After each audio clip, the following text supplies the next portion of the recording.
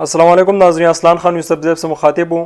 اسرائیل جب سے فلسطین کے لوگوں کے اوپر تشدد کر رہا ہے تو وہ آپ میں سے کسی سے بھی پوشیدہ نہیں، اور وہ جتنا ظلم فلسطین کے لوگوں کے اوپر کر چکا ہے وہ آپ سب کے علم میں ہے۔ لیکن ایک انسان ہونے کے ناطے اور ایک مسلمان ہونے کے ناطے ہمیں کیا کرنا چاہیے تھا، اس بات کو سمجھنا ضروری ہے۔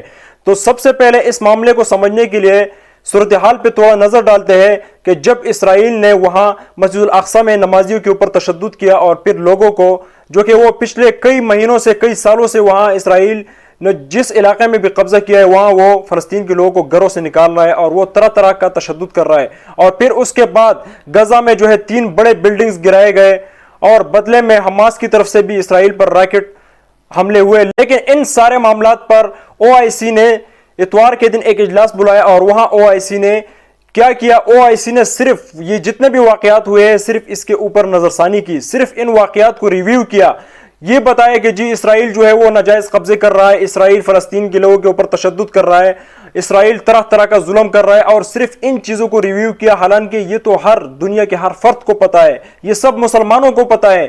OIC کو اس واقعات کو ریویو کرنے کی ضرورت کیا ہے؟ OIC یہ بتائے کہ OIC کا کیا کردار ہونا چاہیے، OIC کو کیا کرنا چاہیے، یہ بات ضروری ہے۔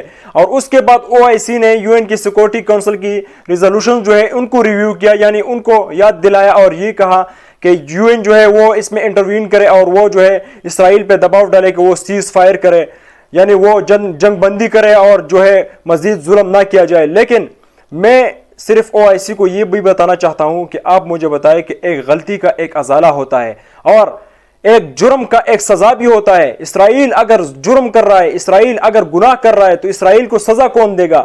یہ کیا بات ہوئی کہ ایک طرف اسرائیل تشدد کرے اور دوسرے جانب آپ صرف یہ ڈیمانڈ کرے کہ اسرائیل سے آپ کہے کہ وہ سیز فائر کرے، وہ جنگ بندی کرے؟ تو آپ مجھے بتائیں کہ اسرائیل نے جو اتنا ظلم کیا اس کا سزا کون دے گا؟ ان سے اس چیز کا حساب کون لے گا؟ لیکن OIC نے صرف، اور پھر آخر میں OIC نے جو اسلامک سٹیٹس ہے ان کو، ان کے ممبرز کو یہ بتایا کہ اسلامک سٹیٹ کے جتنے بھی یہ ممبرز ہیں یہ اگر فلسطین کے لوگوں کے ساتھ تعاون کر سکتے ہیں تو وہ بے شک فلسطین کے لوگوں کے ساتھ تعاون کرے۔ تو یہ OIC کا اجلاس تھا، اور یہ OIC کے اجلاس کی صورتحال تھی۔ اور اس کے بعد کیا ہوا؟ اس کے بعد UN کی سیکورٹی کونسل نے اجلاس بلایا، اور اس میں جب وہاں سے ایک جائنٹ سٹیٹمنٹ نکلنی تھی اسرائیل کے خلاف، تو وہاں دوبارہ امریکہ نے اپنی سازش چلا کے، دوبارہ امریکہ نے اپنی طاقت دکھا کے اس جائنٹ سٹیٹمنٹ میں رکاوٹ ڈالی، اور یہ اس بات کا اقرار خود ہمارے وزیر خارجہ صاحب پارلیمنٹ میں کر چکے ہیں۔ لیکن اس کے بعد کیا ہوا؟ اس کے بعد ہمارے وزیر خارجہ نے پارلیمنٹ میں اس سارے معاملات کے اوپر گفتگو کی، اور پارلیمنٹ میں اس کے اوپر ایک گرم جوش سیشن ہوا، جس طرح ماضی سے ہوتا ہے، صرف جو ہے بڑھ کے مار رہے ہوتے ہیں یہ لوگ، باقی پریکٹیکل کچھ بھی نہیں ہوتا ہے۔ لیکن اس کے بعد شاہ محمود قریشی صاحب نے یہ کہا، جب UN کی سیکورٹی کونسل سے ایک جائنٹ سٹیٹمنٹ نکلنی تھی تو امریکہ نے وہاں پھر سے اپنی سازش چلا کے، امریکہ نے اپنی ویٹو کے ذریعے اپنی طاقت دکھا کے اس جائنٹ سٹیٹمنٹ میں رکاوٹ ڈالی۔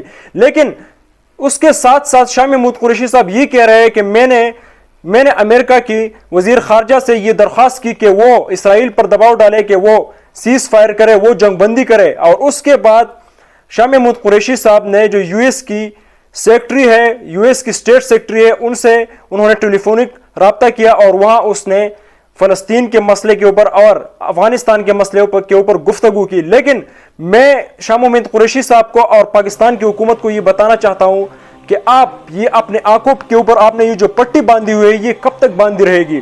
خدا کے لیے اپنی آنکھوں سے اس پٹی کو اتارے۔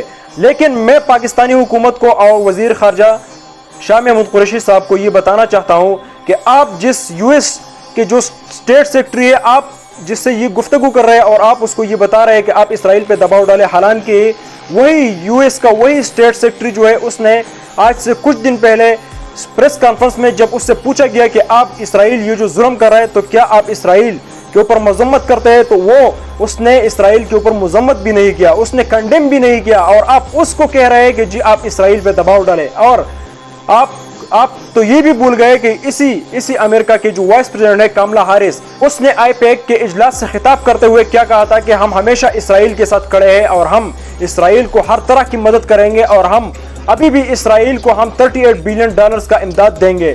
یہ امریکہ کی وائس پریزیڈنٹ ہے، اور یہ ان کا پالیسی ہے، اور یہ ان کی سوچ ہے کہ وہ اسرائیل کو کس طرح ڈیفینڈ کرتے ہیں۔ اور آپ ان سے کہہ رہے ہیں, آپ ان سے یہ ڈیمانڈ کر رہے ہیں کہ آپ جو ہے اسرائیل کو کہے کہ وہ سیز فائر کرے اور وہ جنگ بندی کرے جناب. اور آپ نے یہ بھی کہا کہ اس وقت اگر دنیا میں کوئی قوت ہے تو وہ امریکہ ہے جو اسرائیل کو روک سکتی ہے. جناب یہ کس دنیا میں آپ رہ رہے ہیں؟ پوری دنیا کو یہ معلوم ہے کہ اس وقت امریکہ اسرائیل کو نہیں کنٹرول کر رہا بلکہ اسرائیل امریکہ کو کنٹرول کر رہا ہے, اور امریکہ سے جو بھی سٹیٹمنٹ آتا ہے تو وہ اسرائیل کی مرضی کے اوپر آتا ہے.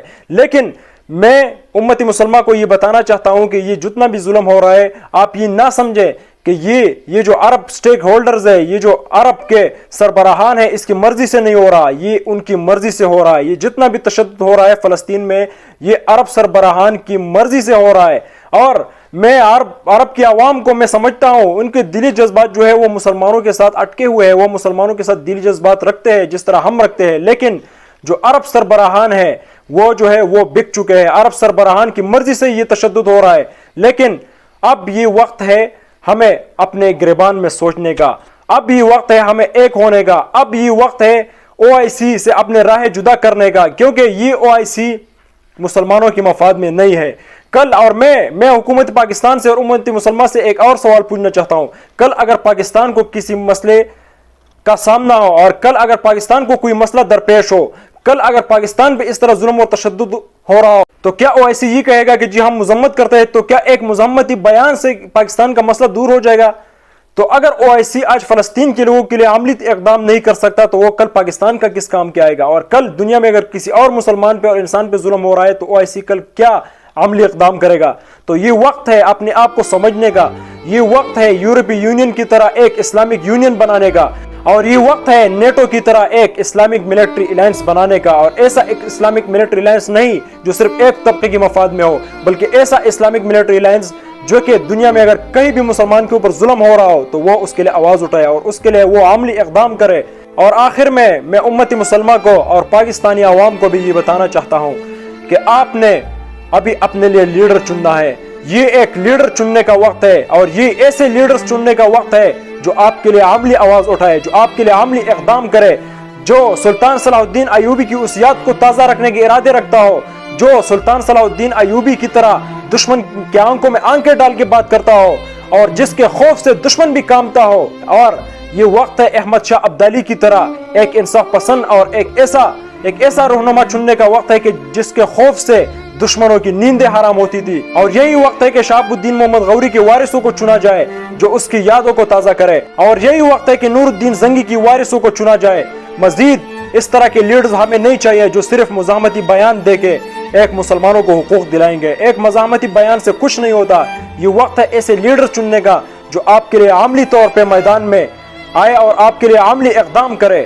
آخر میں نئے دوستوں سے یہی گزارش ہے کہ میرے چینل کو سبسکرائب کریں تاکہ جلد آپ سے اگلی ویڈیو میں ملاقات ہو. تب تک کے لیے اپنا خیال رکھیں. پاکستان ہمیشہ پائندہ باد.